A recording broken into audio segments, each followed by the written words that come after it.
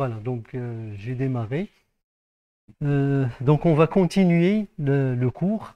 Nous sommes arrivés à l'écriture, la lecture, écriture. Donc c'est la dernière chose qu'on avait faite. Oui, je vais revenir en arrière. J'ai oublié donc d'expliquer quelles sont les règles de priorité pour les opérateurs logiques. Je l'ai fait pour les opérateurs arithmétiques. Yeah. Donc pour les opérateurs arithmétiques, les règles de priorité, c'est priorité numéro 1, c'est la puissance. Priorité numéro 2, c'est la multiplication et la division. Priorité numéro 3, c'est plus et moins. Pour les opérateurs logiques, les expressions logiques, les règles de priorité, vous avez l'opérateur le plus prioritaire, ou qui a la priorité numéro 1, c'est le non. L'opérateur qui a la priorité numéro 2, c'est le et. Et l'opérateur qui a la priorité numéro 3, c'est le ou. Et je prends un exemple, s'il vous plaît. Je prends un exemple. Si j'ai cette expression logique dans laquelle j'ai a supérieur à 0 et b supérieur à 0 ou c inférieur à 10 et non d supérieur à 0. Donc pour évaluer cette expression, donc l'opérateur le plus prioritaire, c'est le non. Donc on va commencer avec le non.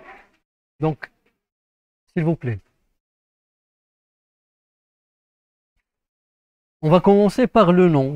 Donc, on va évaluer non d supérieur à 0. C'est-à-dire, on va évaluer, ça veut dire, c'est trouver sa valeur de vérité. Est-ce que c'est vrai ou faux?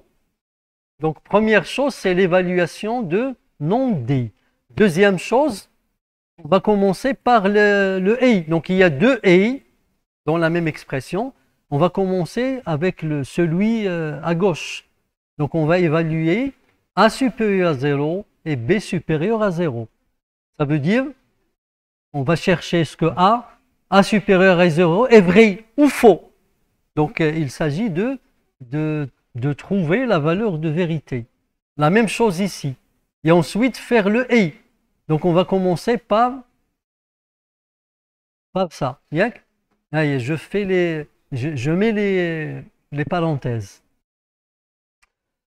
Ensuite, le deuxième et. Donc, j'évalue c inférieur à 10 et non d supérieur à 0. Voilà. Donc, j'ai mis les parenthèses. Donc, nous avons évalué le premier et à gauche, celui à gauche. Ensuite, le deuxième et qui est à droite. Et finalement, on passe à ou. Donc, on passe à ou, ça veut dire on a déjà la valeur de vérité de cette partie. Donc, c'est vrai ou la faux. La même chose ici. Donc, nous avons déjà la valeur, vrai ou la faux. Et on va appliquer le ou. Bien, on va appliquer le ou. Voilà, donc ça, c'est pour les règles de priorité. Bien, après avoir donc expliqué ça, donc on va passer aux exercices. Bien, on va arrêter le cours à ce niveau. Bien, au niveau de la lecture et l'écriture des données et aller donc directement à la première série d'exercices. Voilà, ça c'est la première série d'exercices. Et donc vous pouvez remarquer qu'en fait ici, il n'y a que des affectations. Il y a presque tous les exercices. Donc il ne s'agit que d'affectations. Donc on va commencer, on va les faire ensemble et discuter. Donc série numéro 1. Quelles seront les valeurs des variables A, B et C après exécution des instructions suivantes? Donc, je prends l'exercice 1.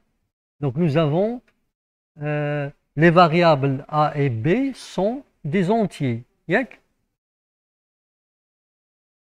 Donc, début, est-ce que vous pouvez me dire, à la fin de cet algorithme, quelles sont les valeurs de A et de B?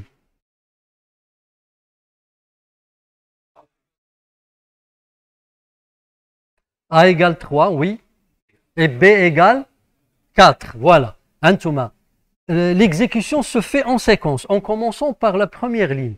Donc au début, A reçoit 1. Donc A contient 1. B reçoit A plus 3. Ça veut dire B égale à 4. Et après, A reçoit 3. Donc A égale 3 et B égale à 4. C'est clair, Yann? Voilà, pour l'exercice 2. Donc les variables A, B, C sont des entiers.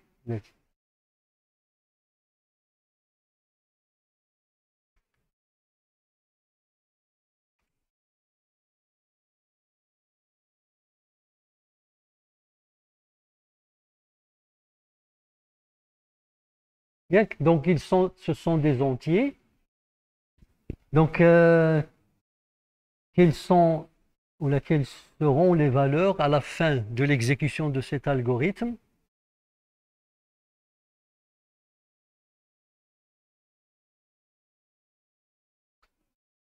A égale 2. Oui. B égale 3. Ou C égale à 1. Oui, oui, c'est exact. Donc A reçoit 5. C reçoit A plus. A reçoit 2. Donc A égale à 2. C reçoit B moins A. C'est 3 moins 2. C'est 1. Yak? Donc c'est 3.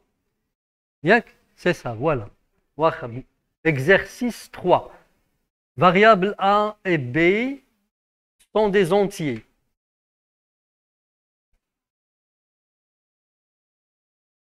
Les valeurs de A, B à la fin de l'exécution de cet algorithme.